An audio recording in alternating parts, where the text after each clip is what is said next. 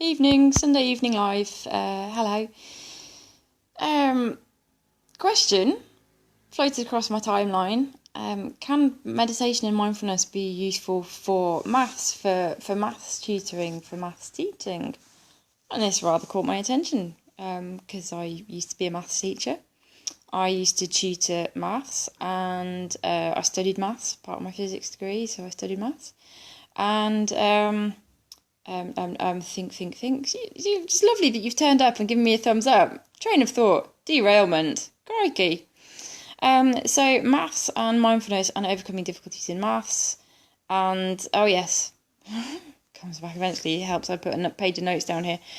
A friend of mine asked, can meditation and mindfulness help kids overcome difficulties in maths? And the answer is, the short answer is, it depends, which of course means there's going to be a long answer. If you get the answer, it depends, always means there's going to be a long answer following. So the article that my friend Graham linked to concerns a study that was carried out following kids in Canada. They were following a 4-month social and emotional development programme running along the lines of the Goldie Hawn Minds Up programme, the Goldie Hawn Foundation, which seems to be quite comprehensive and it seems to tackle the issue from lots of different angles, which I always find really interesting, taking a systemic approach to it, a systems thinking approach. So not just, we need to fix A, let's do A style things to fix A. It's, we need to fix A, but let's do the whole alphabet because that's going to make A better. The specific mindfulness and meditation things that were mentioned in the article, it concerns 3 times a day, a 3-minute breathing focus exercise, which sounds like a kind of standard breathing or mindfulness, a focus on your breathing, attention on your breath, coming in, coming out, what is it doing, kind of meditation. And this kind of meditation can be really helpful for calming. Some people find it really difficult, not because it's difficult in itself, but because for some people, spending 3 minutes being quiet is a real challenge. And what I like about this program, it was done in the whole classroom situation.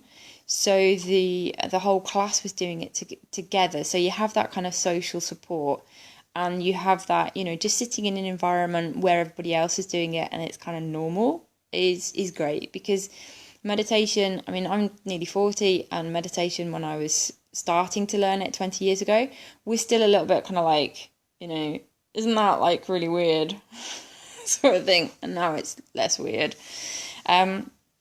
So I like the comprehensive approach that the program takes, and the mindfulness exercises are a part of that, and 3 times daily. And I love that they were doing it 3 times daily, because what happens when you do this kind of 3-minute exercise is that it acts like a little reset switch.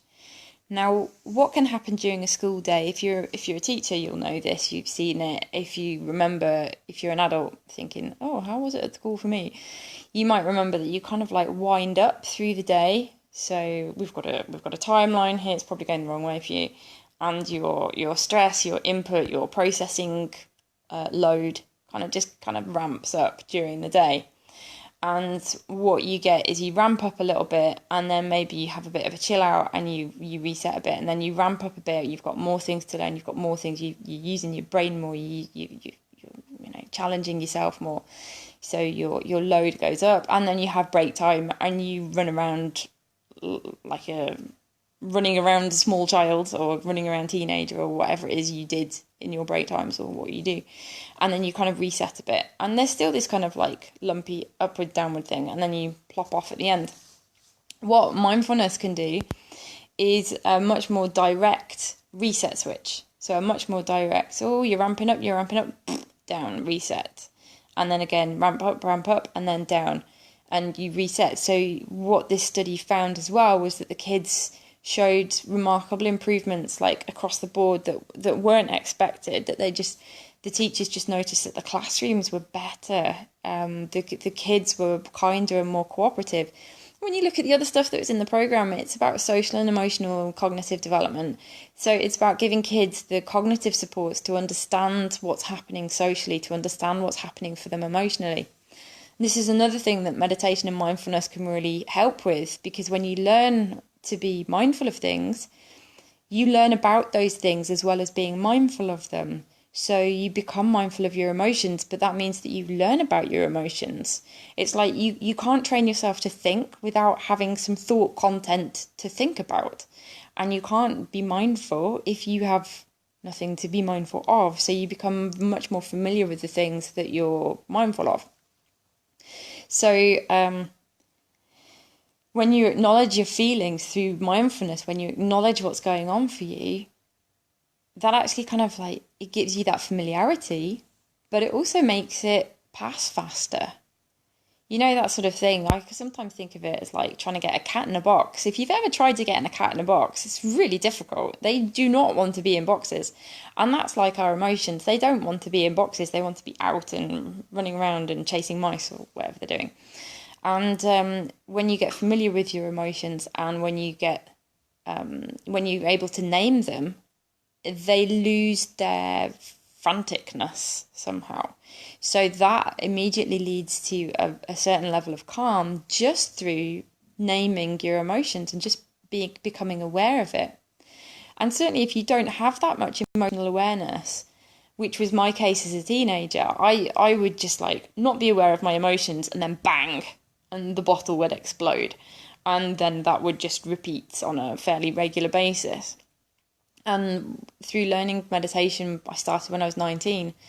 Through learning meditation and learning more about emotions, I became much more able and quicker at recognizing, oh, I've got some emotions going on. I'm feeling peeved. I'm feeling really cross now. I'm feeling really angry. And then like, I'm super raging.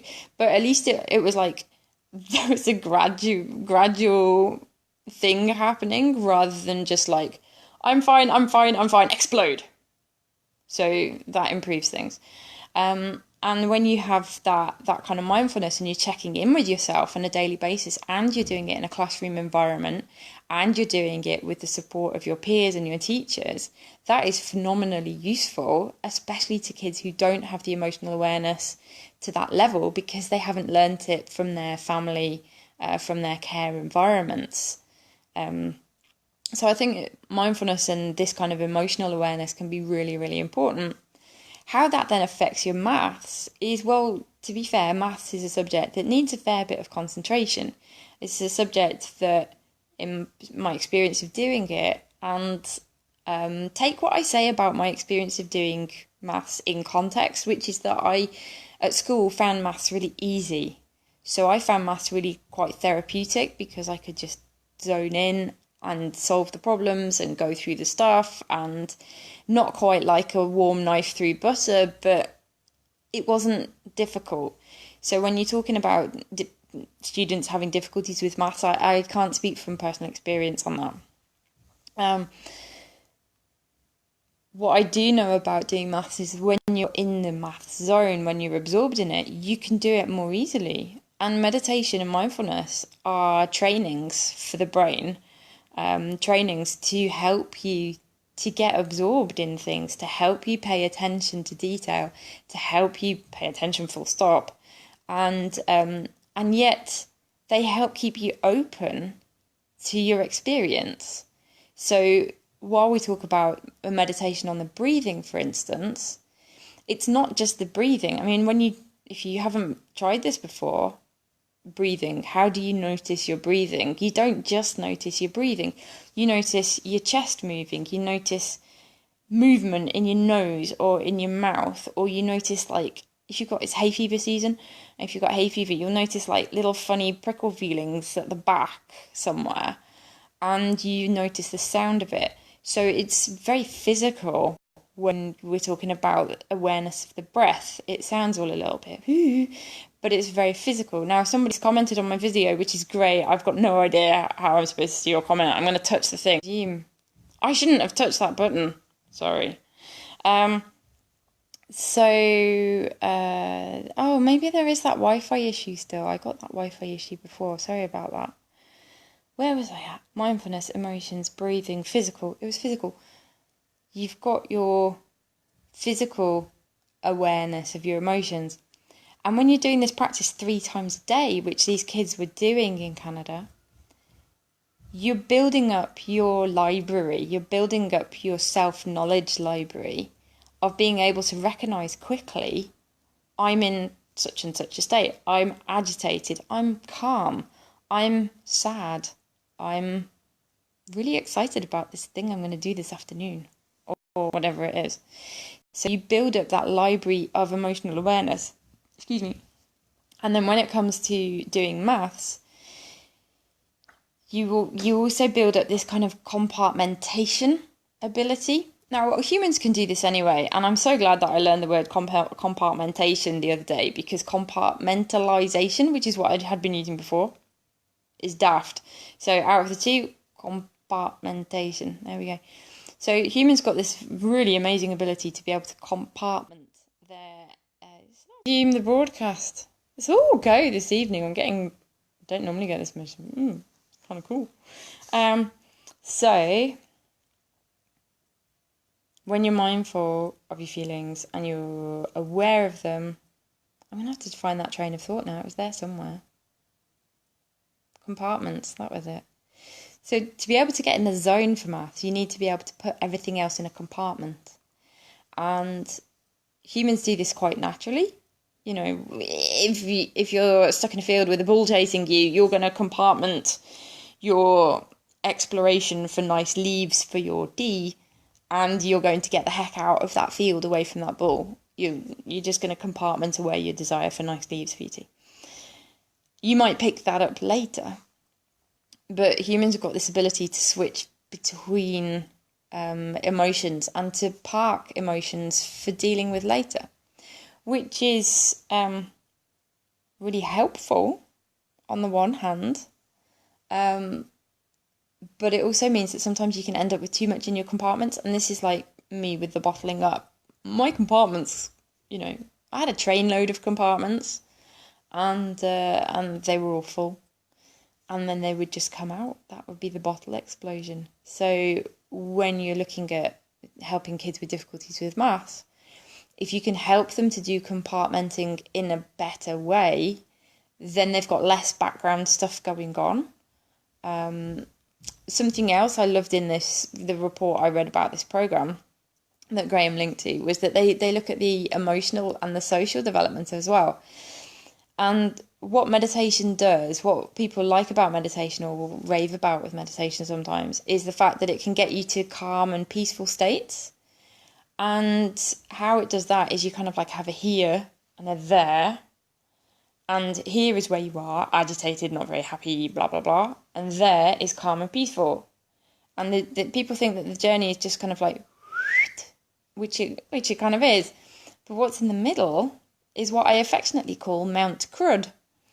Because that's all the crud you've not dealt with. That's all the crud that is making you agitated. And it's all the crud that's making you peeved off. And all the crud that's making you unhappy and miserable and weighed down and depressed and all that kind of stuff. So meditation, it doesn't kind of lift you up and over Mount Crud. Quite often meditation can like take you straight through it. And this is where I come back to what I said right at the beginning about the short answer being it depends.